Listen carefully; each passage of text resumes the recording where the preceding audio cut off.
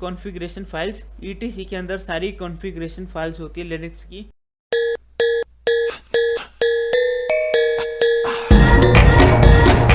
हाय दोस्तों, स्वागत है आप सबका मेरे YouTube चैनल पे साहित्य गुप्ता जिसका नाम है, और सब्सक्राइब कर देना इस चैनल को जल्दी से।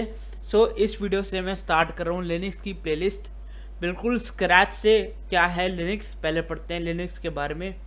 तो फाइल सिस्टम क्या है लिनक्स का। लिनक्स की एक डायरेक्टरी होती है जिसे बोलते हैं टॉप लेवल रूट डायरेक्टरी। इसके अंदर आपकी सारी फाइल्स होती है, बिन रूट, ये सारे के सारे आपके फोल्डर्स हैं और इसके अंदर सब फोल्डर्स हैं।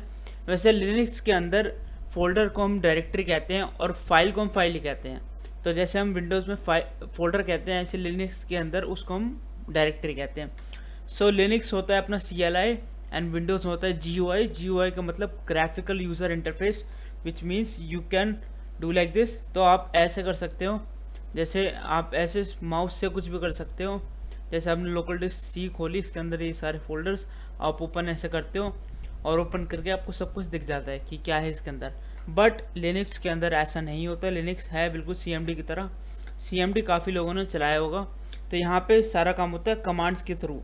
जैसे आपने ये लिखा तो यहाँ पे आप देख सकते हो कि ये सारी चीज़ें फाइल्स एंड फोल्डर हैं इसके अंदर। तो लिनक्स कुछ होता है ऐसा। और बाकी आगे वीडियोस में मैं आपको बताऊंगा कि कैसे लिनक्स को इंस्टॉल करना है और कैसे प्रैक्टिस करनी है। तो फिलहाल के लिए मैं कुछ गिने चुने फोल्डर आपको समझा देता हूँ। जैसे यूज़र बिन आप देख सकते हैं, यूज़र का है, यूज़र के अंदर बिन ये रहा। तो यूज़र के अंदर बिन और ये जो बिन है ये दोनों के दोनों सेम है।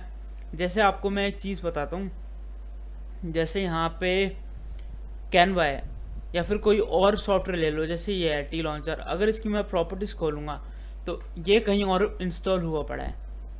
तो यहाँ पे फाइल लोकेशन खोलूँगा तो इसकी ओरिजिनल फाइल इधर एग्जिस्ट करती है। ये फ़िलहाल के लिए शॉर्टकट है। ऐसे ही यहाँ पे आप देख सकते हो कि बिन ये शॉर्टकट है, ये बाहर की तरफ, बट इसकी जो ओरिजिनल फाइल है वो इस डायरेक्टरी के अंदर है, क्योंकि ये फोल्डर है और ये भी शायद फोल्डर ही है। तो इसे डायरेक्टरी कहते हैं हम लिनक्स के अंदर।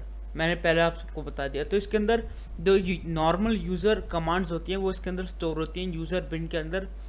और जो हमारा एडमिन रूट यूज़र होता है, रूट यूज़र क्या होता है और नॉर्मल यूज़र क्या होता है, एक छोटा सा ओवरव्यू दे देता हूँ कि रूट यूज़र वो यूज़र होता है जो कुछ भी कर सकता है लिनक्स के अंदर। रूट यूज़र एक ओनर की तरह होता है। जैसे घर का एक ओनर है और एक बाहर से कोई गेस्ट आ रहा है, तो गेस्ट हर चीज़ नहीं कर सकता, तो गेस्ट हो गया नॉर्मल यूज़र, और एडमिन और रूट यूज़र हो गया आपका जो घर का ओनर है वो। तो ये था इसके बारे में। और अब बात करते हैं बूट। तो यहाँ पे एक डायरेक्टरी देख सकते हो, बूट ये रही। ऑलराइट, सो यहाँ पे पहले मैं एक अंडरलाइन कर देता हूँ इसको, बूट को। तो ये रही बूट डायरेक्टरी। यहाँ पे बूट टाइम, तो इस डायरेक्टरी में आपको बूट टाइम स्टोर होता है। जितना भी बूट टाइम होता है, आपको पता होगा कि बूट टाइम होता क्या है।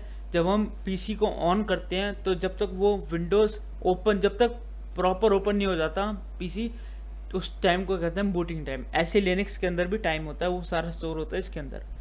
और यहाँ पे आप देख सकते हो वेर, कहाँ पे वेर ये रहा, var variable data cache logs.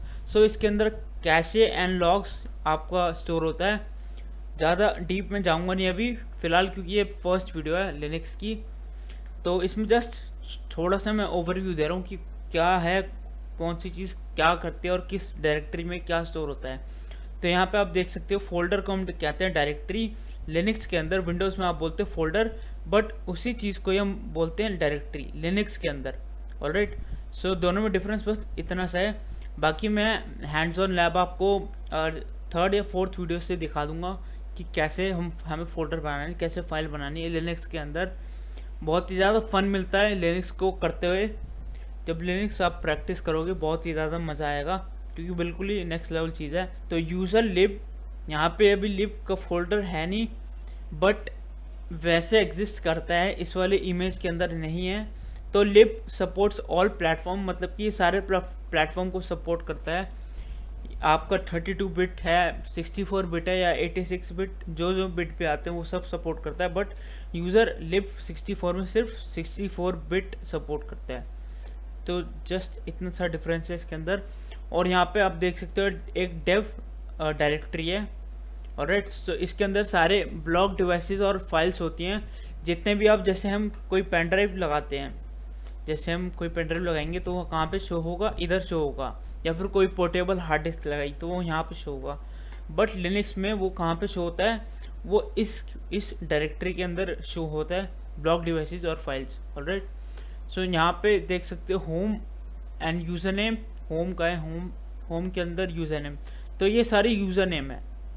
आप देख सकते हो जब भी आप कोई यूज़र क्रिएट करोगे, कोई न्यू यूज़र, जैसे हम विंडोज़ में करते हैं, विंडोज़ में ये रहा आप देख सकते हो 2 यूज़र हैं, तो विंडोज़ में तो यहाँ पे शो होते हैं, बट लिनक्स के अंदर वो इस डायरेक्टरी में स्टोर होते हैं, आपकी होम के अंदर स्टोर होते हैं, और आपके n number of users create कर सकते हो।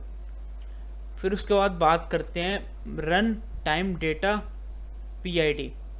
मैं पहले एक काम करता हूँ, इसको मैं थोड़ा सा ऊपर कर देता हूँ। तो run time data PID and logs. So PID पहले मैं दिखा देता हूँ आप सबको।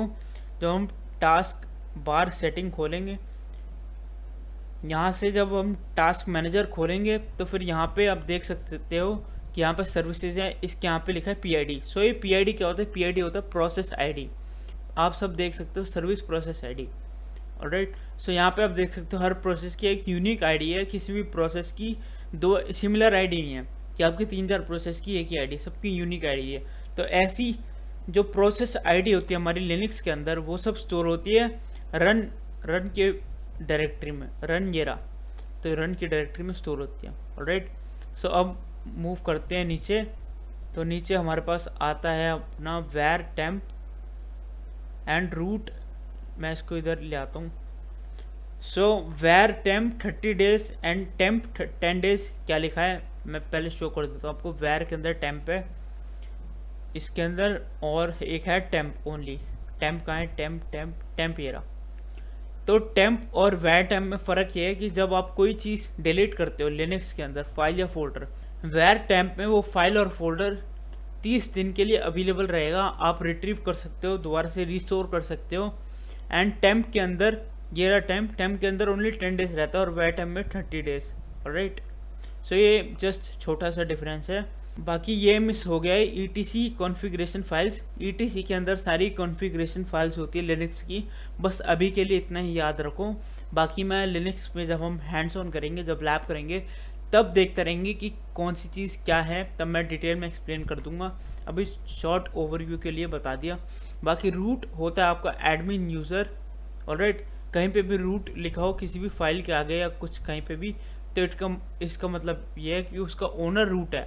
और रूट मैंने आपको बता ही दिया, रूट कुछ भी कर सकता है लिनक्स के अंदर, बट एक नॉर्मल यूज़र नहीं कर सकता। तो यही था फाइल सिस्टम। एक शॉर्ट ओवरव्यू दिया था आप सबको कि क्या है फाइल सिस्टम। तो नेक्स्ट वीडियो में मैं आपको बताऊंगा कि कैसे लिनक्स का सेटअप करना है। बहुत ही इजी सेटअप है। क्लाउड पे सारा सेटअप करेंगे, AWS पे चलाएंगे। AWS आप सबको पता ही होगा, अमेजॉन वेब सर्विस, तो उसके ऊपर हम लिनक्स की प्रैक्टिस करेंगे और बहुत ही ईजी है AWS को चलाना। एंड आज के टाइम पे आप सबको क्लाउड भी आना चाहिए, AWS चलाने भी आने चाहिए। AWS पे कौन कौन सी सर्विसेज मेन हैं वो सब आपको पता होनी चाहिए। तो साथ के साथ वो सब भी देखेंगे, बट इस कोर्स में सिर्फ लिनक्स ही होगा। बाकी AWS की वीडियोस मैं अलग से बना दूंगा। तो नेक्स्ट वीडियो में आप देखना कि कैसे हम लिनक्स को एक्सेस कर सकते हैं।